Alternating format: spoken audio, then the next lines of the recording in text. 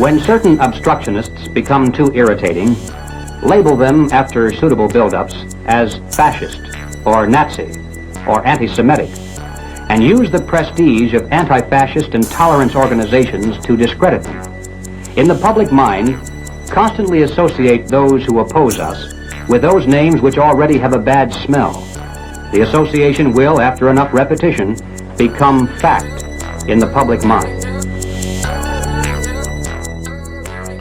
Welcome to the Dark Times channel. Before I get started, please go ahead and hit that thumbs up button for me. And if this is your first time on my channel, please go ahead and feel free to subscribe and share the content. So let me go ahead and jump right in. As you all know, Kyrie and Kanye West are in the middle of being attacked and falsely labeled anti-Semitic by the mainstream media. And I put Kanye and Kyrie in a separate category for this reason. Kanye, or Ye, sort of went on a speaking tour, or he was going on different platforms, kind of just talking and speaking, pretty reckless. Basically he wasn't sugarcoating anything. And that's hard enough for, any actor or entertainer to do on any platform, let alone a black man. So I feel like Kanye kind of set himself up a little bit, but definitely an overreaction by the powers that be. And all Kyrie did was post a link to a documentary. He wasn't promoting anything. He simply posted a documentary called Hebrews to Negroes. And I believe that documentary was 1999 before everything went down. But I believe now, the last time I checked, it's $50 if you want to purchase it. And so all Kyrie did at the end of the day was post a link. He didn't come out and say he believed or supported everything that was in it. Just like Amazon, they don't support everything that they sell on their platform, but they promote it and they profit from it nonetheless. And so Kyrie, like Kanye, they began to lose sponsorships, as well as money. And I believe both of them have issued, some form of apology. But for the most part, they stood strong in what they believe. They basically apologized to anyone that they may have hurt. Which is funny to me because I feel like it's always been okay for one group of people to proclaim that they're God's chosen people. But the moment another group of people also claim that they're God's chosen people, it's a problem. And all of a sudden it's labeled as anti-Semitic. And if you guys paid attention to the video that I posted in the beginning, basically that video was just saying, if you tell a lie long enough, the masses of people are going to believe it. And so that's exactly what they're doing right now. Right now, there's a lot of prominent sports figures speaking out against Kyrie Irving. You have the likes of Charles Barkley, Shaq, even LeBron came out to condemn Kyrie Irving. And it's going on almost on a daily basis. And so it's exactly like it said in the video. If you tell a lie over and over again and you attach a negative connotation to that particular person or that particular group, after a while, it becomes truth. And so that's a tactic, that they've been using for quite some time now. Muhammad Ali was probably one of the first athletes that I can remember that, and Muhammad Ali was probably one of the first athletes to actually go through this. They did the same thing with Muhammad Ali as far as the Vietnam War. They labeled him a communist, a war dodger, and and everything you can think of. That's what they labeled him. And at the same time, you had a lot of black athletes and entertainers that were speaking out against Ali. It's hard to fathom now because everybody loves Ali. But at the time, like I said, there was a lot of people speaking out against him. But at the end of the day, we all know that he was on the right side of history. And because of that, his legacy is cemented forever. There's not anywhere in the world that you can go that Ali is not beloved. But at the time, Muhammad Ali, he lost the prime of his career. And if any of you, have followed the sport of boxing or know a little bit about the sport of boxing, that Ali wasn't the same after coming back from his suspension. That suspension really took a lot from his career, and it robbed him and it robbed us from seeing some of the best out of Ali. But nevertheless, like I said, his legacy is cemented forever and nothing can change that. And so Kyrie Irving is in danger right now of being in that same boat. He's in danger of being blackballed by the NBA. Now, I think the NBA or the Brooklyn Nets put out a statement of a list of things or a list of requirements that Kyrie Irving needs to do in order to be reinstated by the NBA. And I'm not going to go down the list of things, but most of it is over the top. He has to meet with certain leaders within the community and be re-educated. And that right there is insane. If I'm Kyrie, that's definitely a deal breaker. It's one thing to, donate some money to a charity, whatever. But when you're talking about a grown man has to be re-educated, that's something else. That's modern day buck breaking. That's what that is. And so one of the reasons why I feel that they're going at Kyrie so hard, well, really it's two reasons. No, I take that back. Actually, it's three reasons. So if you guys remember back in 2020, Kyrie Irving was one of the few athletes that actually stood up and spoke out against getting the jab. And then Kyrie actually had to miss a good portion of the season. He was sacrificing millions and millions of dollars. A lot of people don't realize that. Kyrie makes about $40 million a year. So just one of his game checks is going to be about $400,000 or $500,000. And a lot of people don't realize that. A lot of people don't realize that. They get paid per game. And so that was strike one. And then the latest deal with him posting a documentary about the Hebrew Israelites, that was strike two. But the fact that Kyrie stood strong and he didn't buck to the media, if you guys saw the two press conferences that he did, I thought he did a pretty good job of standing strong, especially after they kept asking the same questions over and over again. And I thought he did a good job of standing strong. And that was strike three. I posted a video the other day, and it was a video from Roots when Kunta Kinte was being broken in front of his people or in front of the other slaves. He was being whooped, and they kept asking him over and over again, "What's your name?" And it wasn't going to stop until he said what they wanted to hear. And it's no different. Like I said, this is modern day buck breaking. They kept asking Kyrie the same question over and over again. And like I said, he stood strong for the most part. I thought he did a really good job. That's a lot of pressure not to succumb to, especially when you know that there's millions and millions of dollars on the line. And not just his game checks, but we're also talking about Nike. Nike just severed ties with Kanye, or at least they suspended their relationship with Kanye. So you're talking about millions and millions of dollars that Kyrie is foregoing. And Kyrie is somebody that has, several million followers across his platforms on social media. And so he's got a very unique demographic of people. I would say Kyrie's probably one of the few athletes that talks about more than just sports and basketball on his platforms. And so because of that, he's got a really wide audience. He's got all kinds of people on his platform, not just sports fans, but, people from all walks of life. And so right now, they're really doing the most because they have to. They have to make an example out of Kyrie. And so I'm hoping, or at least I don't think that this is going to play out the way that they thought it was going to play out. For the simple fact that the new black media has a lot to do with what's going on in today's world. I'm reading a lot of the comments in the comment section of not just my page or not just my platform, but a lot of these other platforms. And for the most part, I would say a lot of people, are on code right now. This is definitely bringing a lot of people closer together. In times of despair or in times of trouble is where you find out who's got your back and who's riding with you. And so right now, I believe we're seeing just that. We're kind of seeing what's what, especially with a lot of these modern day athletes that are speaking out against Kyrie and that are speaking out against Kanye West.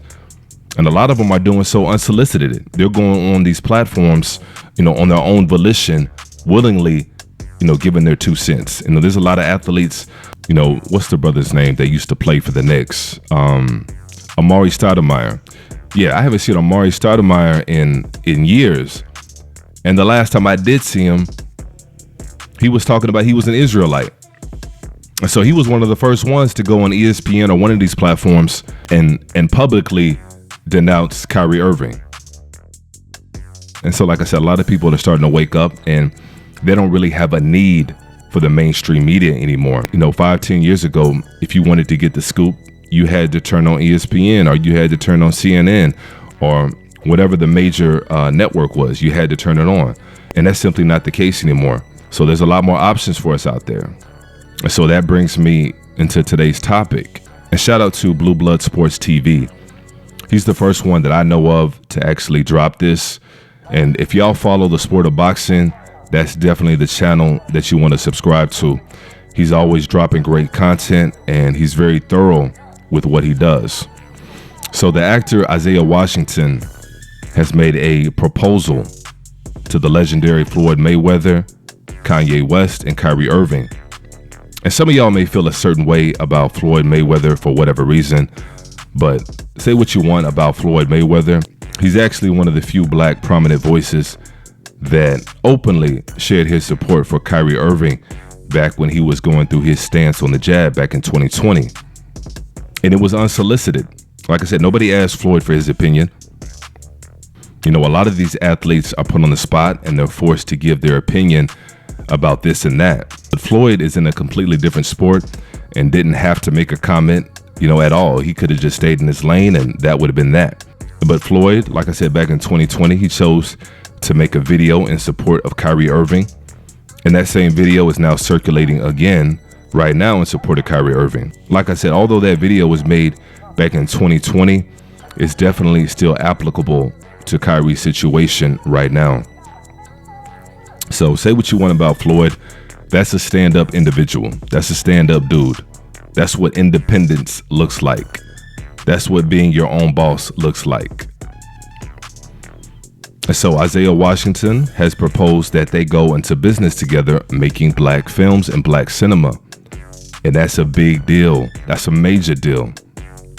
And for those of you who are unfamiliar with Isiah Washington, he's probably been in a lot of your favorite movies and you may just not recognize the name. But he's most known for his role in Grey's Anatomy. And ironically, Isiah Washington was kicked off of Grey's Anatomy under similar circumstances as Kyrie Irving. He was labeled something that he wasn't. And I'm not going to get into the whole story on that. It's public knowledge. If you want to find out about it, you can Google it. But Isiah even alluded to it recently on social media. He said that 15 years ago, he got his public whipping as well. So, he knows what it is to be blackballed. And he's been blackballed from mainstream media for about 15 years now. But since then, Isiah's gone on to produce and still make content. So like I said, Isiah Washington is another real solid stand-up dude that is definitely not going to go along to get along. And so Isiah Washington is definitely, one of those guys that, is about that action and he's about producing content. So what he says definitely holds a lot more weight than, anybody else saying this.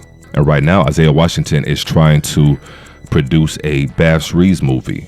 And he's actually one of the few actors/directors that I would trust to actually do the movie right and do it justice.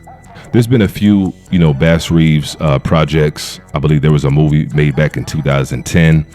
And there's also a Bass Reeves television series that's about to launch in 2022. So that's coming out real soon. And it's going to be featuring the actor David Oyelowo. And I may be messing the name up, so I apologize for that. But the same actor that played in the movie Selma, that actually played Martin Luther King. And I looked up his IMDb, and he's actually got a film coming out, or that's in pre-production, called Sweet Thunder. And he's going to be playing the legendary, iconic, and who some consider to be, pound for pound, the best boxer of all time, which is Sugar Ray Robinson. And so you can definitely see a pattern with the Hollywood power structure at B, definitely going out of their way to cast non-black Americans. They did the same thing with Harriet Tubman. They did the same thing with Whitney Houston. It would be one thing if you had, one or two roles going to non-foundational black Americans. But they deliberately go out of their way to cast non-foundational black Americans. And no disrespect to my non-foundational black Americans out there, I would have the same energy if black Americans went over to the diaspora and started playing historical people from their country. I would have that same energy. Trust me when I tell you that. And so I don't blame the actors for taking the roles. I'm sure in their mind they believe that they're getting these roles based on their acting skills and that they deserve it. So definitely, not hating on that. I'm not mad at them for doing that, but they need to understand why they are given those opportunities and why they are given those roles and why those movies time and time again flop. or at the very least, they're not as successful as they would have been if it was a native playing that role.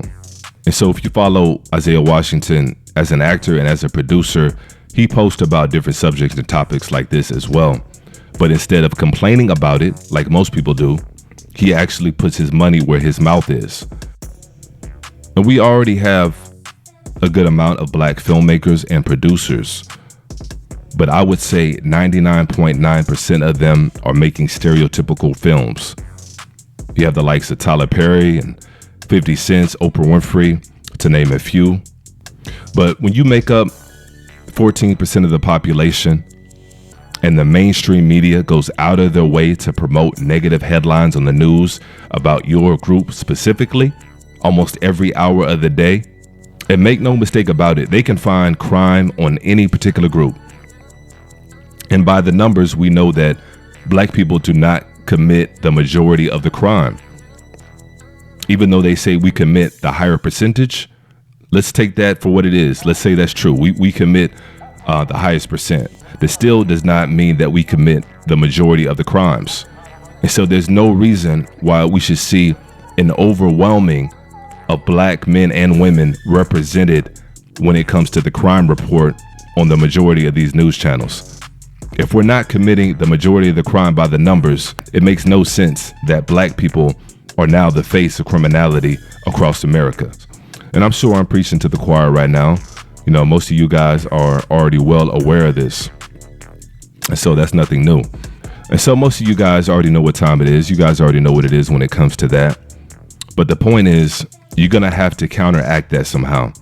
And this is why you'll never see, or you don't see, Asian filmmakers or Jewish filmmakers promoting and producing negative films about their people, especially not in large quantity. I can't say that I've seen one. It may be out there, but I've never seen it.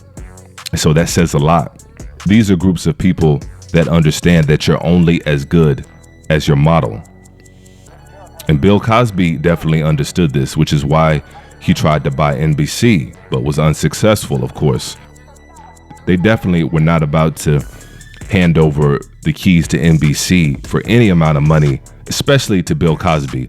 Bill Cosby has always been somebody that has promoted a positive image when it comes to black people. You can say what you want about his personal life, but as far as his public image and what he promoted and what he put out there and what he put on film, you are always going to leave with a positive image on that screen. And this is why BET is what it is now. I put out a video a few weeks ago about the demise of BET. You know, if you look at BET where it was 30 years ago, it's night and day. You know, BET is pretty much unwatchable and definitely unrecognizable right now compared to where it used to be. And so these are things that we have to look at, and so these are things that we have to understand and understand. You're only as good as what you have to look at. And so my hope is that Floyd and Kanye and Kyrie and Isiah Washington can, you know, make this thing come into fruition. The resources and the creativity, you know, that's definitely there. I would say the only thing that would hold something like this up or would stop it from happening would be egos. You're talking about 4 different millionaires with 4 different personalities, 4 different very strong personalities. So in my opinion, you know, the ego will be the only thing that's really going to hold this up. But, you know, when you're backed into a corner and your hands are tied, you know, everything goes out the window. You kind of use what you got. You know, if your hands are tied behind your back, you're going to use your legs. You're going to bite, scratch, kick, claw, whatever you got to do to get out of that corner. But I definitely want us to speak it into existence. I want us to think it into existence. I want us to believe it into existence. And if it's not them, it's going to be somebody else. That's how we have to think. And so let me know what you guys think in the comments below. Be sure to drop a like. And as usual, peace and chaos.